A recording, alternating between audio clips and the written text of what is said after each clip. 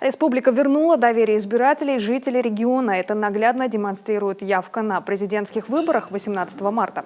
Об этом в эксклюзивном интервью нашему телеканалу заявил сегодня руководитель администрации главы Коми Михаил Порядин. Вы знаете, на самом деле та явка, которая была показана у нас на этих выборах, она совершенно логичная. Мы ожидали явку в таких пределах. Она могла быть чуть-чуть повыше. К сожалению, немножечко нам испортила ситуацию погода. А вы знаете, что на севере у нас были очень сильные морозы. В Воркуте с учетом охлаждения ветром до 38 градусов мороза.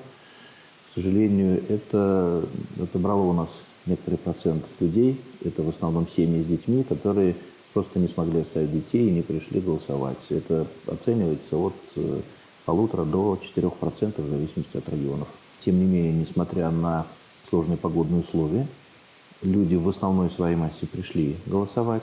То, что мы показали явку выше 60%, и результат за президента выше 70%, 71,44%, это значительно выше, чем в том же 2012 году. И это свидетельствует о том, что ситуация в республике начала исправляться. Во-первых, люди видят улучшение, люди видят результат тех реформ, которые сейчас ведет руководство республики, глава правительства.